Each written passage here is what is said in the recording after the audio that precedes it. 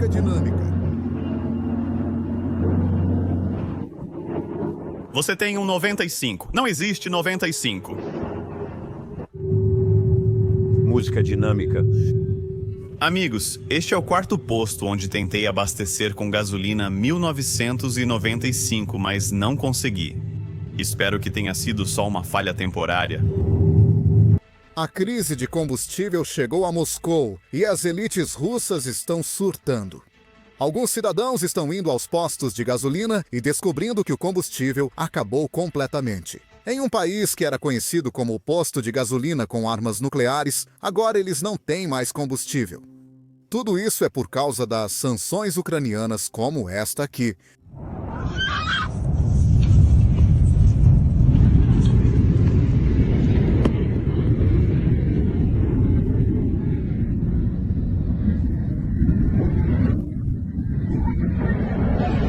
Isso parece imagens geradas por computador de um filme, mas é a realidade russa. Essa era a refinaria de Ryazan, na Rússia, que fica a cerca de 180 quilômetros ou 120 milhas a sudeste de Moscou.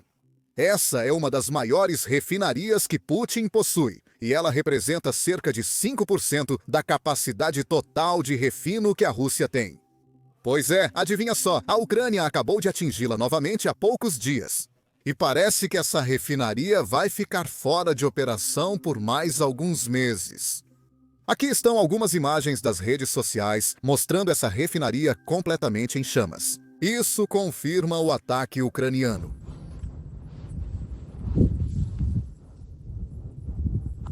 Antes de continuar, inscreva-se abaixo para receber todas as notícias geopolíticas como esta. Vamos começar agora. Claro, este é apenas o mais novo item em uma longa lista de refinarias que a Ucrânia atingiu dentro da Rússia apenas nos últimos meses. Na sua tela, você pode ver os gráficos de todas as refinarias que a Ucrânia atingiu e as datas. Porque algumas dessas, como a de Ryazan que acabamos de mencionar, foram atingidas várias vezes. E algumas delas até 6 vezes diferentes, o que é completamente ridículo. Agora, isso definitivamente está tendo um grande impacto na economia russa. Já vemos Putin proibindo a exportação de gasolina para outros países. 2 dias atrás, Putin prorrogou essa proibição até o fim de outubro.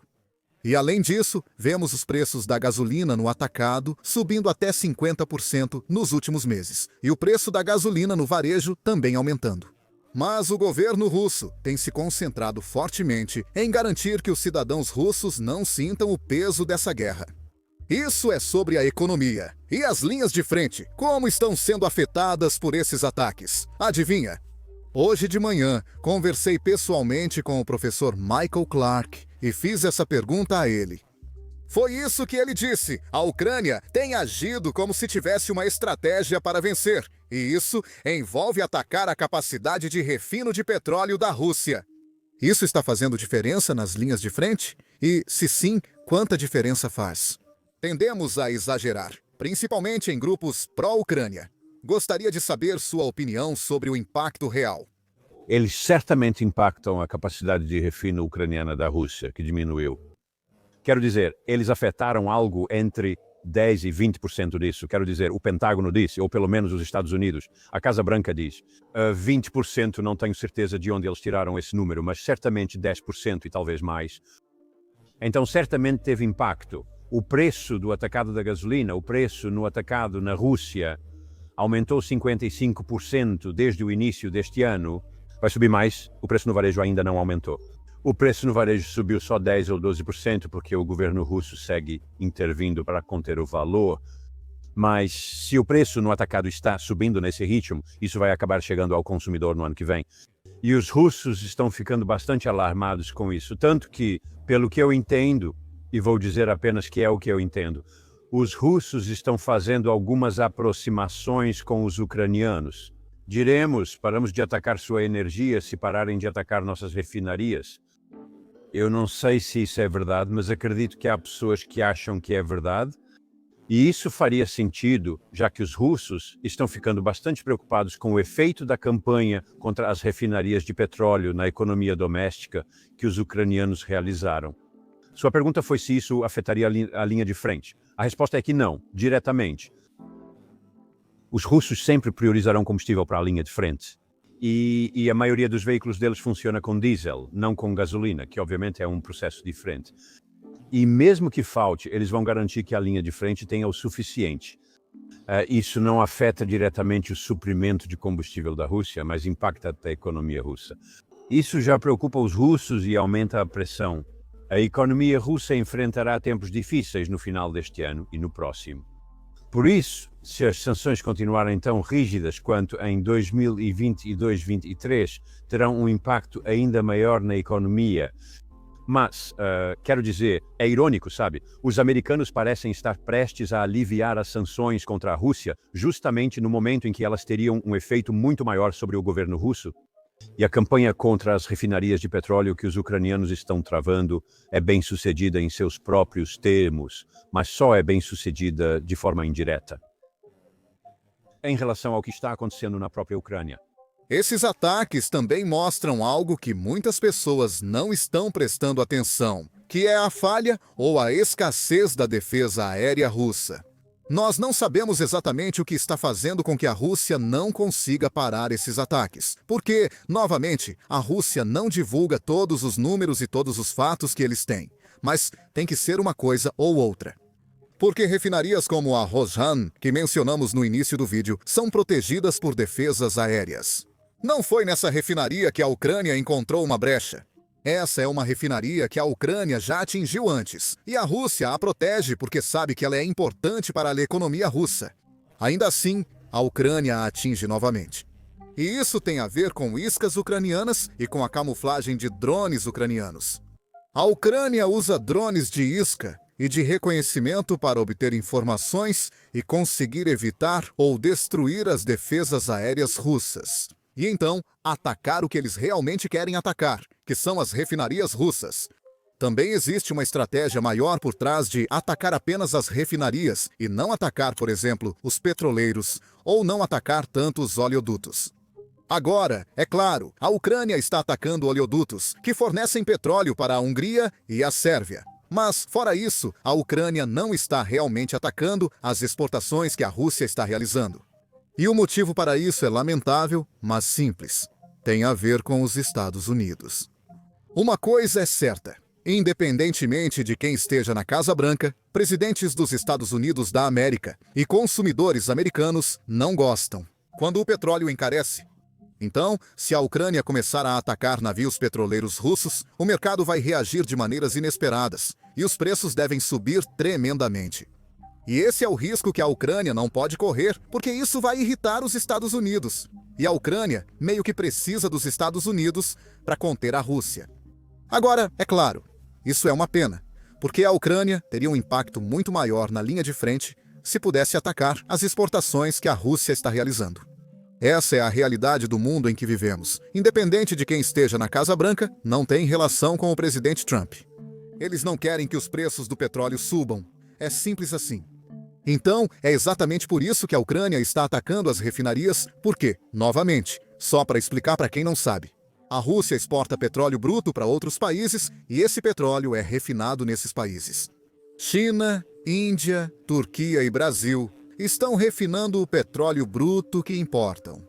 Mas as refinarias russas principalmente refinam petróleo bruto para o mercado interno.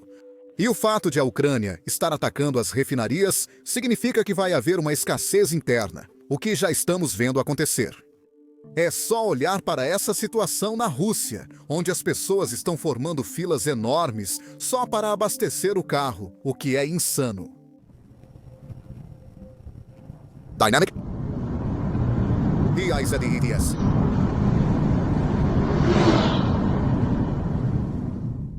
Apesar de tudo isso, Putin segue conduzindo a guerra normalmente, usando seus soldados como carne de canhão e prolongando as negociações. A razão é simples: líderes russos não veem seus cidadãos como algo a preservar. Eles os tratam como algo descartável. Eles não os tratam como seres humanos. Bem, em seu mais novo truque para adiar as negociações, Putin convidou o presidente Zelensky para ir a Moscou negociar um acordo de paz. Zelensky respondeu de forma muito inteligente. Veja o que disse. Agora, 3 semanas após a cúpula no Alasca, ainda não houve encontro entre você e Putin. Ele disse que vai se encontrar se você for a Moscou. Ele pode vir a Kiev. Sabe, se uma pessoa não quer se encontrar durante a guerra, é claro que ela pode propor algo que não seja aceitável para mim ou para outros. Mas é compreensível. Eu não posso ir a Moscou quando meu país está sob mísseis, sob ataques todos os dias, eu não posso ir a essa capital desses terroristas. É compreensível. E ele entende isso. Na posição simples, como eu disse, que ele tem que vir para Kiev agora. Então é compreensível que ele esteja fazendo isso para novamente adiar a reunião. Sempre disse que não podemos confiar em Putin. Ele faz joguinhos com os Estados Unidos. Acho que sim. É o que eu penso. Até o presidente Trump está percebendo que Putin não quer realmente a paz, porque ele não se importa com quantas pessoas, quantos russos estão morrendo na linha de frente. No fim, Putin trocaria 10 vezes mais russos para conquistar a Ucrânia. Esse é seu objetivo principal, e não se importa com como vai alcançá-lo.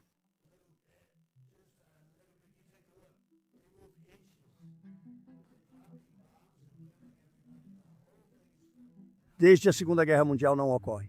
Outro comentário interessante do presidente Trump foi sobre as garantias de segurança que a Ucrânia teria se Putin aceitasse um cessar-fogo ou uma paz negociada. Bem, vamos ouvir.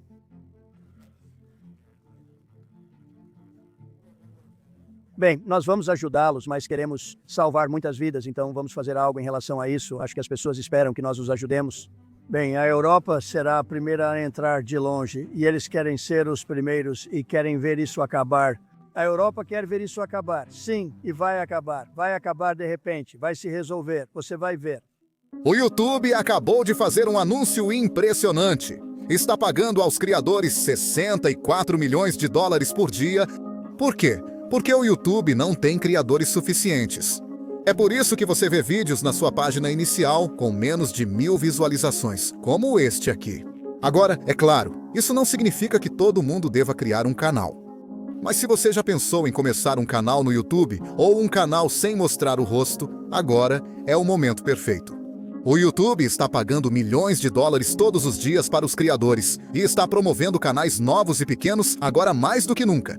Tenho certeza de que você tem dúvidas sobre como começar e crescer um canal. Recebemos perguntas de vocês por e-mail o tempo todo. Por isso, reunimos todos os nossos conselhos sobre o YouTube em um só vídeo gratuito na plataforma. Então, se você é alguém interessado em começar seu próprio canal, pode assistir a esse vídeo aqui no YouTube clicando no link na descrição ou no card na sua tela. Também falei sobre isso com o professor Clark, porque, afinal, ele está no Reino Unido, onde a coalizão dos dispostos foi iniciada, e eles tiveram muitas reuniões bem ali. Então eu queria saber, eles estão fazendo algum progresso ou é só anúncio atrás de anúncio? Então vamos ouvir o que ele tinha a dizer. Mudando o foco para a coalizão dos dispostos. E, para mim pessoalmente, parece que houve muitos anúncios sobre o quanto de apoio eles estão dispostos a fornecer, mas pouco progresso. Não quero parecer anti-europeu, pois nosso presidente também faz o mesmo. Muitos comentários, nenhuma ação. Você também pensa assim sobre a coalizão dos dispostos, ou é só comigo? Sim, não, a coalizão dos dispostos é uma. Agora se tornou uma coalizão dos que esperam, e é uma coalizão que está tentando preencher esse tipo de lacuna no meio. Se os europeus optassem por não agir e dissessem nós vamos, deixaremos os Estados Unidos tentarem mediar um acordo de paz ou cessar fogo e reagiremos depois. Os Estados Unidos da América, muito céticos com parceiros europeus, teriam dito isso é típico dos europeus. Eles não fazem nada, simplesmente ficam sentados lá sem fazer nada, deixam tudo para nós. Então, se não tivéssemos feito nada, isso provavelmente teria sido ainda pior. Os europeus disseram, podemos agir, temos forças e estamos prontos, mas não sabemos como usá-las. Quando tivermos uma ideia de como pode ser algum tipo de acordo ou cessar fogo, então podemos considerar o que podemos fazer. Mas, sabe, os militares não podem ser simplesmente ligados ou desligados como uma torneira. É preciso fazer um planejamento prévio, especialmente se você vai reunir as forças armadas. Neste caso, de pelo menos 25 países, incluindo europeus, Austrália, possivelmente Nova Zelândia e até Japão. Outros países afirmam que contribuiriam de várias formas. Então, embora pareça muito nebuloso no momento, o instrumento militar é sempre nebuloso. Até você dar uma missão para ele, até você dizer o que quer que ele faça. A coalizão dos dispostos é uma série de exercícios de planejamento entre vários países. Teoricamente, poderíamos oferecer aeronaves, transporte e tropas em solo. Até sabermos o que será solicitado, não vamos nos comprometer sensatamente. Todos nós estamos andando em círculos. Já foram 8 reuniões. Na semana passada ocorreu a 8ª da coalizão dos dispostos. Acho que foi em 2 de março e era a 8ª reunião. De certo modo, eles andam em círculos, aguardando uma ação dos Estados Unidos ou que desistam. Agora, tenho quase certeza de que os Estados Unidos da América vão desistir. Mas chegamos a um ponto agora em que ou Trump está disposto a conversar com Putin e chegar a algo que diga, certo, esse é o acordo. Como agora podemos criar segurança para esse acordo? Ok, temos isso. Estamos planejando isso há alguns meses, nós. É como um quebra-cabeça. Agora vamos juntar as peças do quebra-cabeça para formar esse tipo de imagem, que é o que você quer. Essa é a versão otimista disso, que tudo foi um exercício de planejamento antes de algum tipo de resolução, ou pelo menos um acordo para fazer alguma coisa. Acredito que estamos andando em círculos porque nada vai acontecer. O presidente Trump parece estar tentando evitar essa guerra. E a partir disso, o processo de criar essa coalizão dos dispostos é tentar evitar que Washington culpe os europeus e os ucranianos quando isso não funcionar. Porque sabemos que o governo Trump está muito mais inclinado a ficar do lado do Putin nessa questão. Quero dizer, Steve Witkoff repete quase todos os argumentos do Putin, ponto por ponto. Ele só repete a narrativa russa e Trump, como sabemos, ouve Witkoff. Então, o Witkoff vai para essas reuniões em Moscou, ele se encontra com o Lavrov, ele se encontra com o Putin. E ninguém mais está na sala além de um intérprete, que é um intérprete russo, você sabe, alguém do Ministério das Relações Exteriores da Rússia. Ele só senta, conversa, ouve, não toma notas. Depois vai embora dizendo, acho que eles pensam isso ou aquilo. Quero dizer, isso pode até ser aceitável no mundo dos negócios, mas acredita em mim, na diplomacia profissional, isso é apenas amadorismo do pior tipo. E então Witkoff sai com uma versão russa do que é o argumento, do que é a verdade. E os Estados Unidos têm essa visão. Agora, eles acreditam que, se não houver um acordo de paz, a Rússia vencerá a guerra militarmente. Então, os ucranianos precisam fazer um acordo agora antes que piore. E essa não é a avaliação de inteligência dos europeus. E posso te garantir, não é a avaliação de inteligência que os ucranianos estão fazendo. Eles conhecem as fraquezas russas e com mais ajuda poderiam ter melhores resultados. Essa é a visão deles.